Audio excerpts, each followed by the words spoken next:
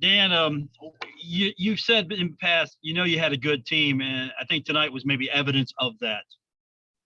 Yeah, we a little bit scrappy. We're still a little bit loose when you're getting into play. We hit two players in the face just throwing the ball to them. So a little flippant with the ball in crucial times. We got to be better taking care of the ball, making sure we value it a little bit more. We'll learn a lot from this. They're a good ball club. And, obviously, a really good defense. I think rated one of the tops in the country. We can score against it. So now it's just a matter of us honing it up, making sure we don't make some big mistakes. So we had some turnovers. We had a 9-point lead, and we really gave it back to them ourselves. We had some careless, too hurried mistakes. We got to be able to bring the ball back out and get a little bit more control in our game. But other than that, no moral victories. We will learn from it. It's a good thing. I think we're confident now to know that we can play in any situation. Great atmosphere here. Great atmosphere. Need to get that in the herd, Need to get that in Huntington, where they come and people coming in and stay at the hotel for one night to watch this ball game. And, it's fun. It's a fun game. And I think we represent Marshall well, and fans can get behind this team and enjoy this season. If you would talk about that atmosphere, usually a lot of teams might come into a situation like playing Indiana, maybe be a little wide-eyed, big-time atmosphere. Your team didn't seem to display that tonight.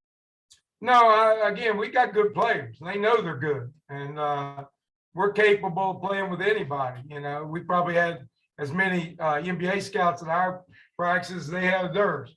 So we got some things we can work with. We got to get a little stronger on the inside. Started doubling late. I didn't want to start early. They figured they would figure it out, and they do have some really good, quick 3-point shooters. But when we doubled it and got it where we wanted them to go, it worked. We let them out of it a couple times. We got to get stronger to where when we send them where we want them to send them and run that double, then we've got to make sure that they're going in that direction. If he gets out of it, then you got a chance for the 3-point shots and kicking the ball out there, which they do a real good job. And Mike Woodson does a nice job coaching these guys, and they're on a roll with him right now as new coach, and they're all excited. But you know what? We'll be around. We're going to have a good ball club then in this season. Hey, Coach, this is Alex Bozich. I'm with Inside the Hall. I cover Indiana. Just curious if you could expand a little bit on your decision to not double earlier. You mentioned the 3-point shooting. Were you just kind of worried that their shooters would get going earlier? Or did you feel like you had a good chance to maybe slow them down with single coverage in the first half? Well, we started doubling when they got the 10-point lead. I didn't want to do it if they didn't. If we could stay pretty close, keep their 3-point shooters out of the game, we could stay close. A couple of mistakes. We hit a couple threes. We're right in there.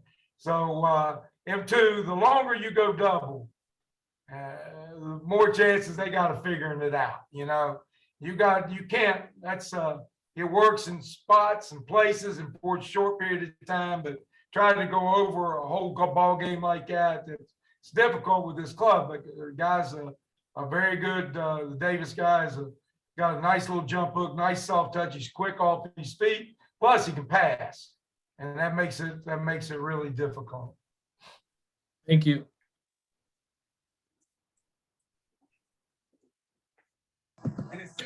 Paul, we good? I'm good here if anyone else has anything. That it? Go That's Herd. I think so, Coach. All right, go Herd.